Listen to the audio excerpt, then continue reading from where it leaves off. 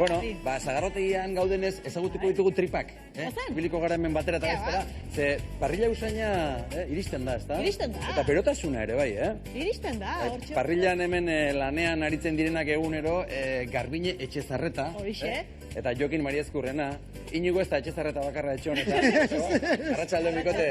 Zer moz joan da Garbine, txotxireki ere una? Bueno, ondo. Azkeneako da dana aste zaizu, goizeko ugeltak eta bat eta beste, baina, bueno, uste dut nahiko ondo atera dela dena.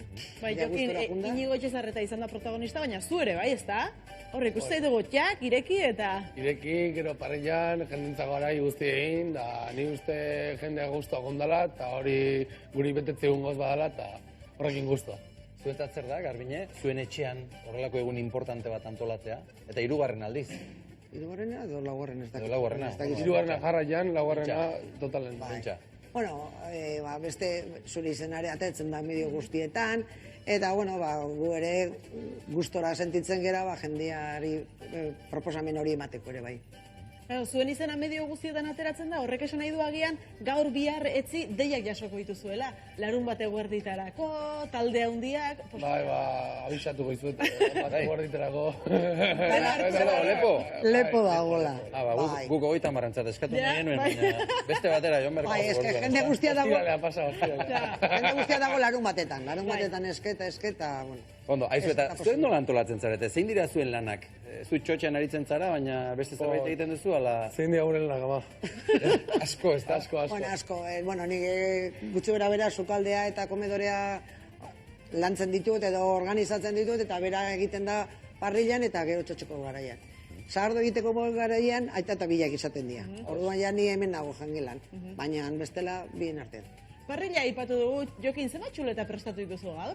Gaur, izango ziren 180 persona inguru izango ziren bazkaltzen, kalkulatu edola 100 bat txuleta, 80 kilo pasiak, haraginak, ondo, tajada batin, ona, parrilla guztiek ondo bete, kariño guzti eman, da jendea oso guztuateala, eta horrekin gatu dugu dugu ez. Eta noiz hasi behar da bat parrilla pizten?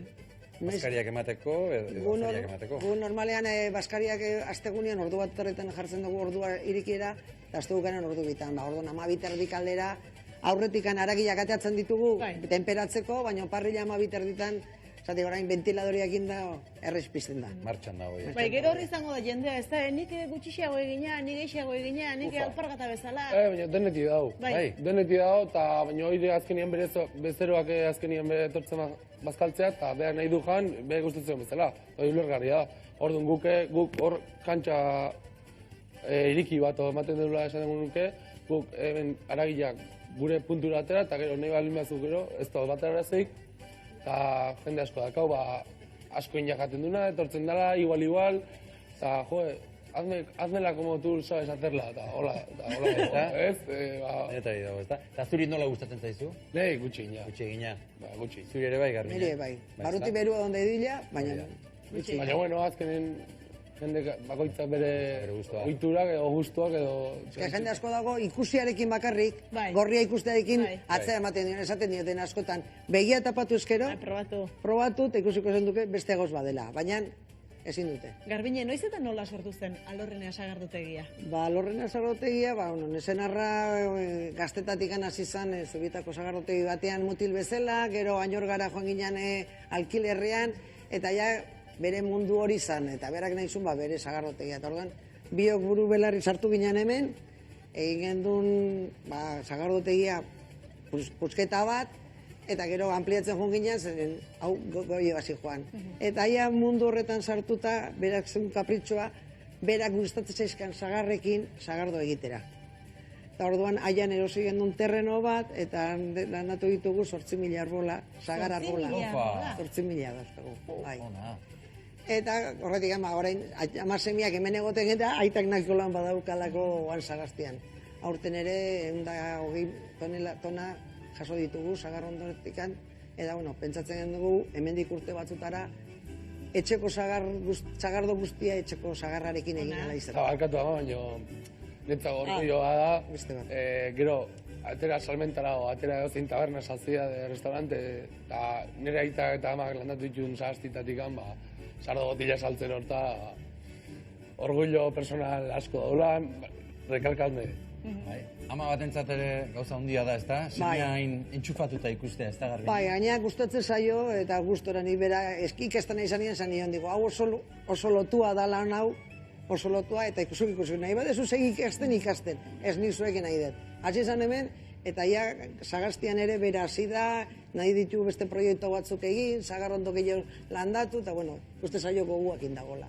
Horrek posa emate izu, segiera badaula. Jokinzuk argi zenuen familiako transmisio horri eutsi egin nahi zeniola. Ba, ni beti. Hemen ni laurten itxula hemen ibiltzen zen. Korrika. Zenbat kliente etortzen ja esaten, joder, cuando andabas correteando con el patinetekin edo baloiakin edo zeakin da, beti hemen jaio naiz, hemen hasi naiz, eta horrekin. Ni gauza argi nun, baina gero ere gauza planteatu inberdi, eta bueno, nik uste ondo gela planteatzen, da horrekin segi berren, plan horrekin segi ber, eta bizimodua aurreat. Demoraldia ofizialki gaur hasi da, nola aurre ikusten duzu ezuek, 2024ko demoraldi hau? Ba, nik uste fuerte atorrela, baina, bueno, fuerte ator, leheno esan ez duena, ere bai, uneekin da lan bate guardia, eta lan bate, gero ikusi ber, hasi lanen, astetik astera hasi lanen, eta, a ber, asteguneko jende hori mugitzen den. Hori banatuko baliz pixkat, hobeto banatuko baliz. Bai, Sagardo munduari ere eta Sagardoa beberari ere beste importantzi bat emango liozke. Larun batekoa datoz, ala juerga, ez da iristen, ez tezu gozatzen. Orduan astegunea jendearekin egon lezake, gehi hitz egin, esplikatu, bat eta beste. Unaien detaile bat gustatu zait. Zer esan du? Esan dula, Sagardoa estatu, Sagardoa ekoiztu pertsonakin. Eta gauza konpartitu. Eta hori uste oso importantia dela, gure sektoreantzako eta gure nire etxeko dinamikantzako. Jende etortzea eta zurekin guztua eta kupela hartien daula, eta zuk ekoiztu izun Sagardo bat probatzen, hori da politen. Eta honera etortzen denak aurten, ze Sagardo dastatuko du?